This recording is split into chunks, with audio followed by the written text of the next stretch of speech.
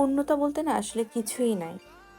কারণ আপনি যেটাকে আজকে পূর্ণতা বলতেছেন, আপনি তার কিছু বছর পরেই হয়তো সেই মানুষটাকেই বলবেন যে সে হয়তো খুবই টক্সিক। এবং একটা মানুষ কখন টক্সিক হয় জানেন? যখন সে সবকিছুর বিনিময়ে সম্পর্কটাকে টিকিয়ে রাখতে চায়। আর এই সম্পর্ক কিন্তু কেবলমাত্র নিজের জন্য টিকিয়ে রাখা নয়, একটা পরিবারকে টিকিয়ে রাখা। সম্পর্ক হলো কিছুটা বৃক্ষরোপণের মতো।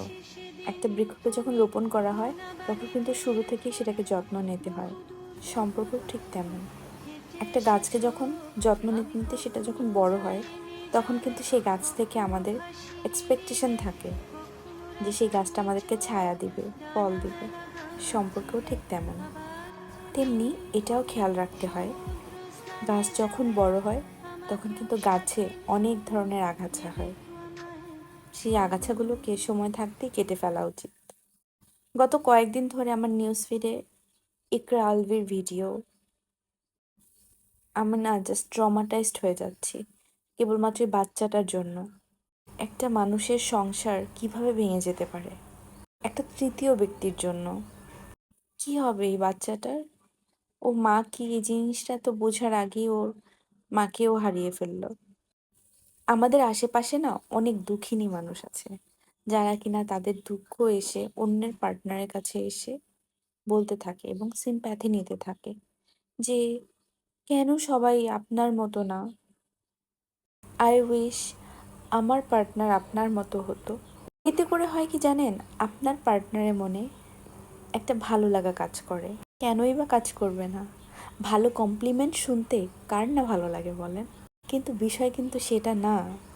হাজব্যান্ড ওয়াইফের ভিতরে কিন্তু ঝগড়া বিবাদ লাগতেই পারে, কিন্তু সেখানে তো তৃতীয় ব্যক্তির এন্ট্রিটাকে একসেপ্ট করা যাবে না। এই তৃতীয় ব্যক্তিগুলো কখন এন্ট্রি নেয় জানেন জীবনে? যখন হাজব্যান্ড ওয়াইফের ভিতরে ঝই ঝামেলা হয়। স্বভাবতই যখন পার্টনারের সাথে ঝই ঝামেলা হয়, তার সাথে কথা বলতে ভালো লাগছে না, তখন মাথায় কাজ করে, আচ্ছা, আম, আমাকে তো ওই মানুষটা কমপ্লিমেন্ট দিয়েছিল, হ্যাঁ ওর সাথে কথা বললে তো আমার ভালো লাগে। আসলে কি সেটা পার্মানেন্ট সলিউশন? সেটা কি সত্যিকারের শান্তি? মানুষ এই সাময়িক জিনিসগুলোকে হচ্ছে জীবনের পার্মানেন্ট অপশন বা পার্মানেন্ট কোনো কিছু একটা ভেবে বসে। এটা, এই ধরনের ঘটনা আমাদের জীবনে সবারই থাকে, কিন্তু এটাও বোঝা উচিত যে এগুলো আসলে জীবনের পার্মানেন্ট কোনো কিছু না। আমি মনে করি প্রত্যেকটা পার্টনারেরই সচেতন হওয়া উচিত যে তার অবর্তমানে তার পার্টনারের জীবনে কেউ কোনোভাবে উকিঝুঁকি মারছে কিনা বা কোনো মারার সুযোগ আছে কিনা। আমি বলবো, যদি এই ধরনের কোনো মানুষ মানে আপনার লাইফে, আপনার পার্টনারের লাইফে দেখা যায়, আপনি ডিরেক্টলি কথা বলেন। যদি আপনাকে কেউ টক্সিক মনে করে, করুক না, আর তাতে আপনার কি? আপনার কাছে আপনার সম্পর্কটা বেশি নাকি সোসাইটির টক্সিক মানুষ এই ধরনের কমপ্লিমেন্ট বেশি?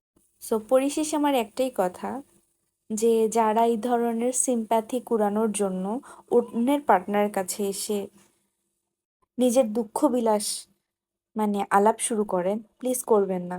আপনাদের জন্য অনেক মানুষ পৃথিবী ছেড়ে চলে যায়, যেমনটা ইকরা চলে গিয়েছে। আমি বলবো না যে ইকরা ঠিক করেছে, কারণ ইকরার একটা সন্তান আছে। সেই সন্তানটার কি হবে? আলভি তো দেশেও আসে নাই। তার সন্তানটা কিভাবে আছে মা ছাড়া, নিজের পরিবার ছাড়া? আলভি কিন্তু নিজের সেফটি সিকিউরিটির কথাই ভাবছে, এবং এটাই হয়তো ভাবার কথা। আসলে মা বাবা যখন হয় মানুষ, তখন তাদের জীবনটা শুধুমাত্র তাদের নিজের জন্য না, সেখানে তাদের সন্তান, তার পরিবার, এই জীবনটা কিন্তু অনেকভাবে ভাগ হয়ে যায়। আর একটা কথা বলছি, যে যে মেয়েগুলোকে আপনারা টক্সিক বলেন, কেউ কিন্তু টক্সিসিটি পছন্দ করে না। যে হাজবেন্ডগুলা কিংবা যে পার্টনারগুলা ওয়াইফকে টক্সিক বলে, যে এখন আর ভাল লাগতেছে না, সেই মেয়েটার কিন্তু এত কিছু শোনার পরে সেই ফ্যামিলিতে বা সেই মানুষের সাথে থাকার মতো কোনো রুচিবোধ হয়তো তার থাকে না, কিন্তু কেন থেকে যায় বলেন? শুধুমাত্র একটা পরিবারের জন্য, একটা ব্রোকেন ফ্যামিলি যাতে না হয়ে যায় জন্য। একটা মেয়ে তার জীবনে অনেক কিছুর ক্ষেত্রেই নিজের জীবনকে স্যাক্রিফাইস করে, যাতে অন্য জীবনগুলো বেঁচে যায়। সো মেয়েদের এই স্যাক্রিফাইসগুলোকে বোঝার চেষ্টা করবেন। আমি তো বলবো তিথির শাস্তি হওয়া উচিত, যেখানে জানে যে আলভির একটা ফ্যামিলি আছে, সেখানে তিথি কিভাবে এন্ট্রি নিল। ফিল্ম ইন্ডাস্ট্রি থেকে ওদেরকে জাস্ট লাথি মেরে বের করে দেওয়া উচিত। আমি বলবো এই বাচ্চাটাকে সৃষ্টিকর্তা ছাড়া দেখে রাখার মতো আর কেউ নেই। সৃষ্টিকর্তা ওকে দেখে রাখুক, এটাই আমার সৃষ্টিকর্তার কাছে প্রার্থনা। আমি এত বড় হয়ে গিয়েছি, এখনো মনে হয় যে বাসায় মাকে এক পলক না দেখলে আম, কেমন লাগে। আর সেখানে ওই বাচ্চাটা মানে আর কখনোই ওর মাকে দেখবে না, এটা ভাবলেই তো কেমন লাগে। ঈশ্বর ওর সহায় হোক। আর প্লিজ কারো সংসার ভাঙবেন না।